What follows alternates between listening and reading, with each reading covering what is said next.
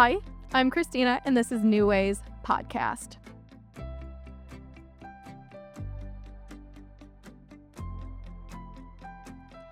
Today, the topic that I am going to be discussing solo is 3 ways to cultivate happiness. These are 3 tricks that I use very often in my life. I've created them through life experience. I didn't read these in a book. Nobody told me to do things, even though I've read similar things in books or like through therapy. But these are 3 things that are my tried and true ways to cultivate happiness very fast. And I think this is so beneficial to know because I feel like we have such a misconception of happiness. And I do listen to a lot of different types of media, podcasts, books, all the usual stuff. And they frequently talk about happiness, but a lot of times we will tell you how to get what you want that is going to make you happy. A lot of times we correlate happiness with the feeling we get when we accomplish something. But happiness is not something that you often get from accomplishing things. Yes, it will come when you start creating a life that's in alignment with you, but at the same time, I don't like how it's always like, do this and you will get this. We Happiness is an emotion, you guys.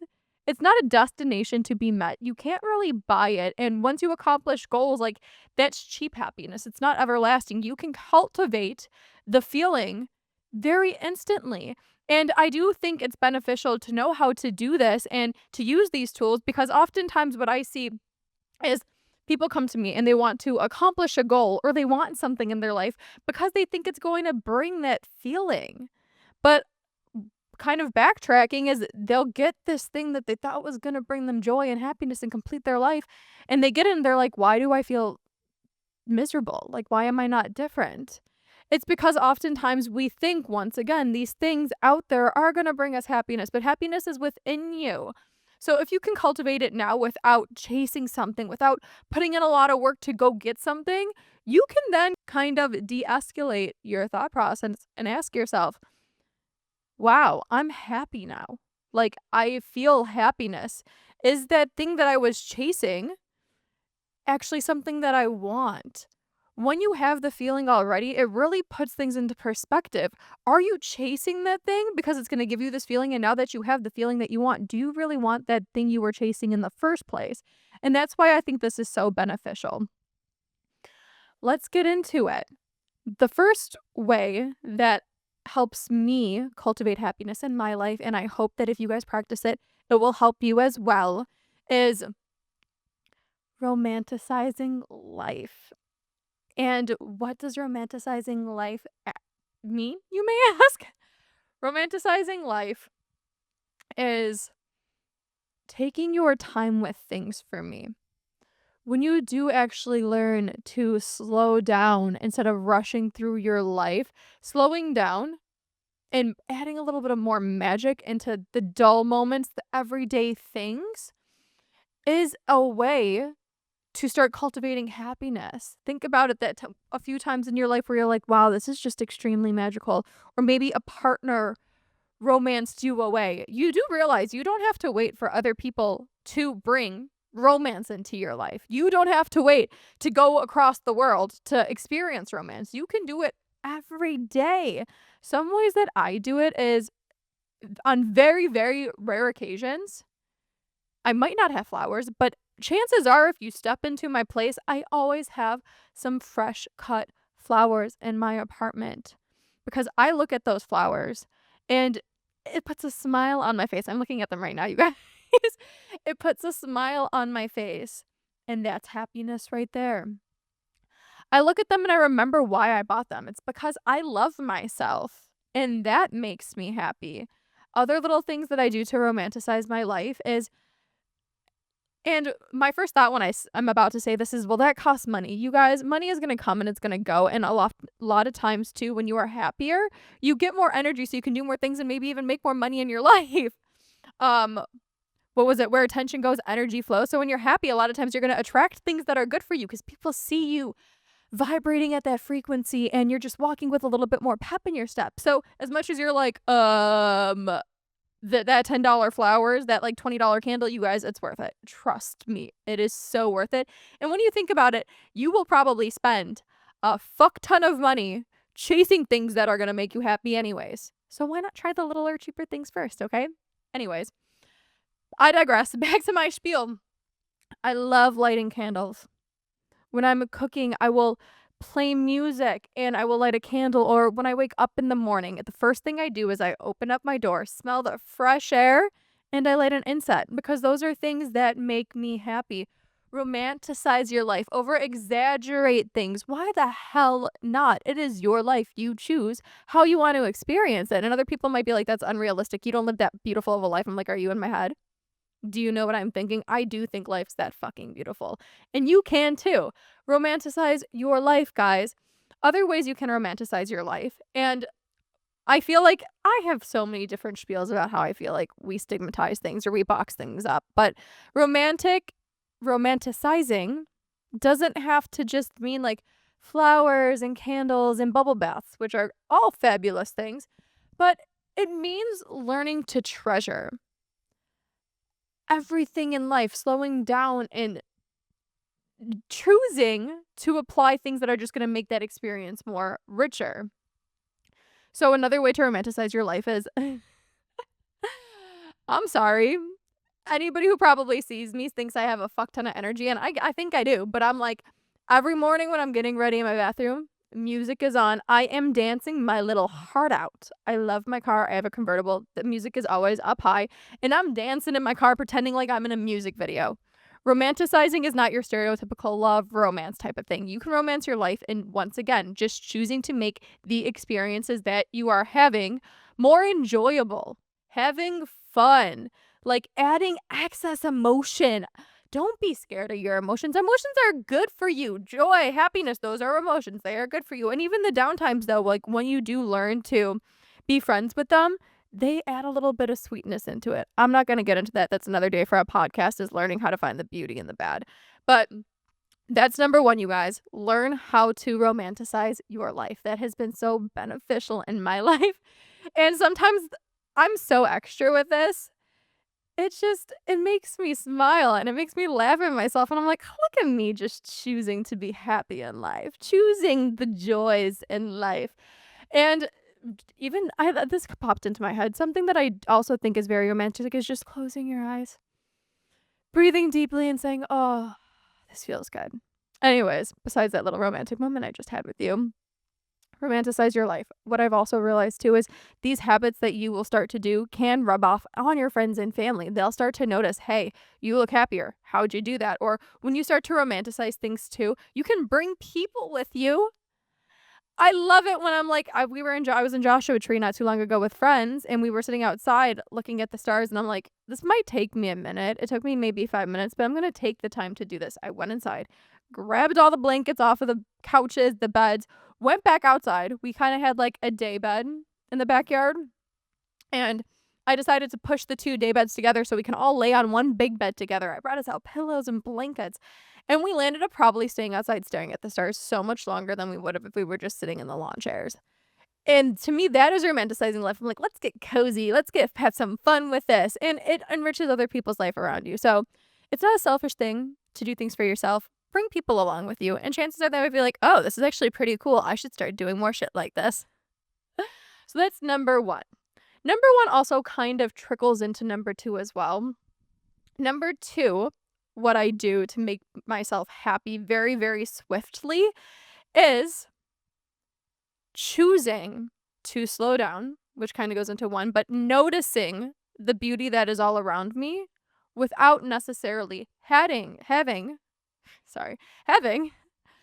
to add anything extra into it. And I know this kind of contradicts my previous statement, but the first one's the easiest way to start cultivating happiness. It programs your brain to start realizing like there is beauty around you. And then the second part is you being like, okay, I can cultivate beauty and this is going to give me a big boost, but now I can also choose to notice the beauty that is around me.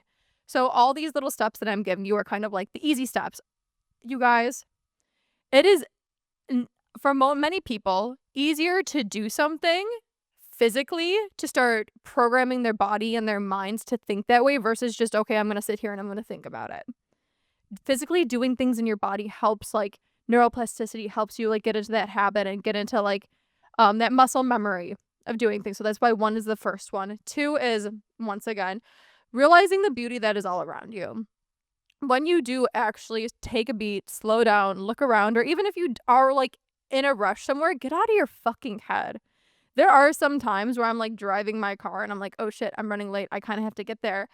But I still choose to, like, try to see the little things all around me that are beautiful. It's stepping outside in the morning, looking at the sun, and choosing to say, "Hey, how is this beautiful to me?" Looking at the plants around. "Hey, how is this beautiful to me?" That is one of my favorite things, is going on a hike, and I've done these hikes hundreds of times. I see the mountains hundreds of times. I've seen these plants around me hundreds of times, but I still have to, like, pinch myself and say, "Holy shit, like, I'm from Chicago, okay?"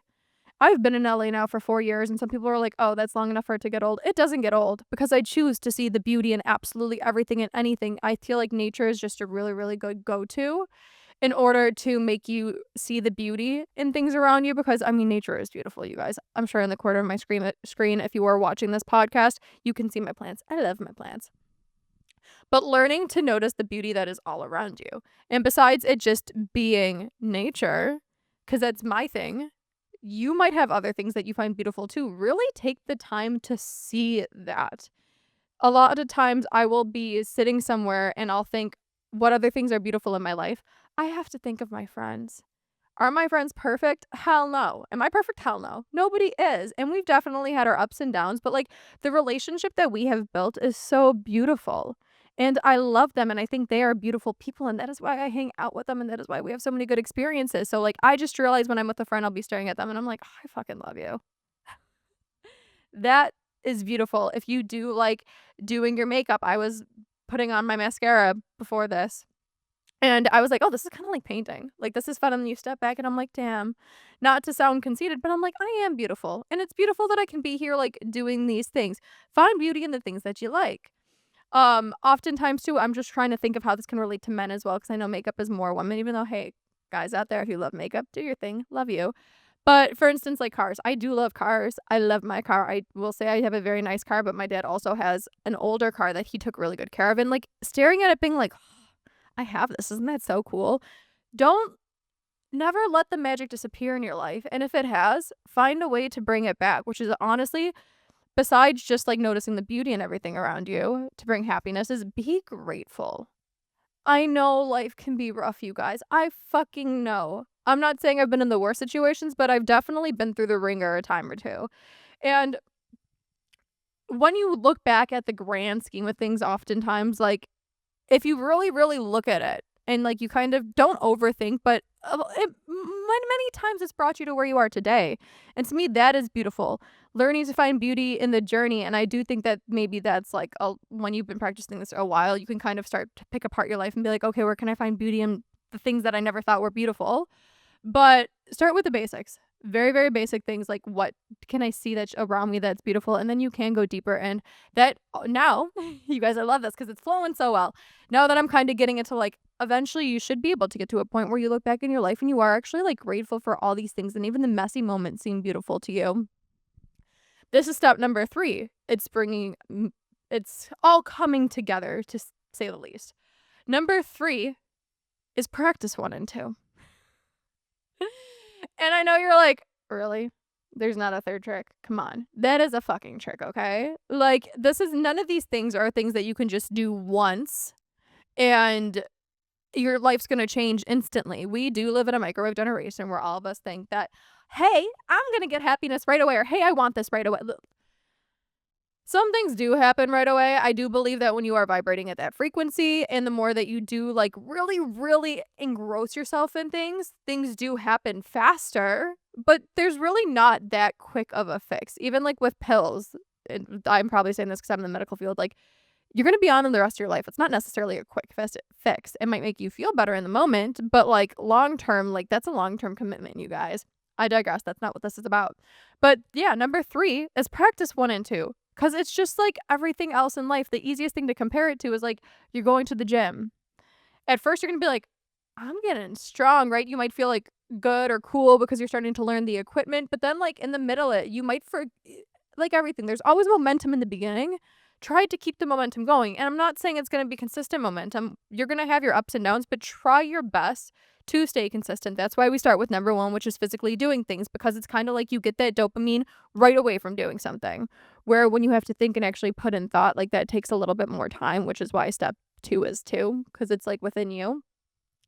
But practice these things, you guys. And the reason why I'm so big on these 2 practices and I'm all about also consistency is I've done this in my own personal life. I am no stranger to depression. Hey, even to this day, as much as I want to sit here and say, I'm a coach, I do this, I do that, I have a podcast about mental health and wellness, that doesn't mean that I'm perfect. That doesn't mean that I don't have moments where, like, I disappoint myself in a way. That doesn't mean I don't have moments of anger or frustration or anxiety or fear, especially depression. Depression was something that was programmed in me at a young age, and it's carried with me into adulthood, but not consistently. And the more that I know these tools is the more when I do realize those feelings coming back of sadness or like me trying to chase the external to make me feel something internally, I catch myself now because I know, hey, I've been down this road before. I've tried these things and they've worked. And they have been tried and true in my life. So practicing 1 and 2 consistently has helped because I remember like when I started doing those, I did them a lot. Like I made it a priority and now it's second nature to me. When I'm like, I have to pinch myself sometimes, you guys, because I'll be walking around, I'll be with friends, I'll be like sitting in my car and just in silence sometimes. And I do like these little thoughts creep in my head. And I know a lot of us don't like when the little thoughts creep in our head, but you guys, these are good thoughts. Remember, we're cultivating happiness here. Is these thoughts come into my head and I'm just like, holy shit, Christina. Like, that person who just texted me, I love them. Or like, I'll be sitting here and just like think, I'm like, how did I end up here?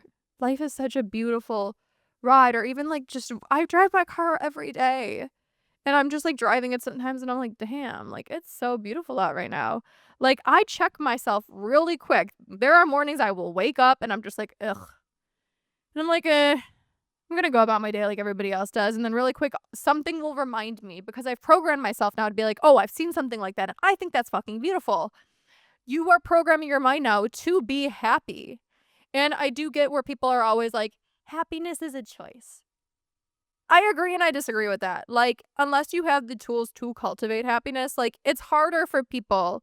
And you can't lie to yourself all the time. Like, don't lie to yourself and try to make something beautiful that it's not. But I guarantee you, if you do take the time to romanticize your life, to make things beautiful in your life, you will become happier. It's a process, but like, you cannot chase happiness. Happiness is not a thing that you can collect. It's not tangible, it's not external. Happiness is an emotion, and it's something that you can feel within yourself. And I feel like I am repeating myself, but these are all things that have been so tried and true to me. And now when I get in ruts, I can get out faster. And I feel super grateful to have these tools. And I really, really hope you take them to heart and implement them in your life. Start with step number 1, go to 2, and then consistently practice them and watch as your life transforms. Please try them. Let me know your thoughts, your feelings. Comment below, like I said in many other podcasts, probably, I'm hoping, is I really want this to be a community, you guys. I want to know what works for you, what doesn't, and if this is helping, because genuinely it's helped me so much, and I really would love to hear your stories. Please reach out and cultivate some happiness in your life, you guys. Put that smile back on your face. And these are quicker tricks than you going out there and chasing something forever because maybe it'll bring you happiness. Always ask why. Why this? And if it's because it's going to bring more joy or happiness into my life, honey, you can have that right now. You can have that a lot faster than you chasing after something, getting gray hair, stressing yourself out to get this thing and realize that it's not actually going to bring you happiness. Happiness is a feeling. It's within you. And when you practice these things, you will cultivate it and learn that it is all around you. Thank you guys so much for listening. I feel blessed to talk about these things. And until next time, I love you.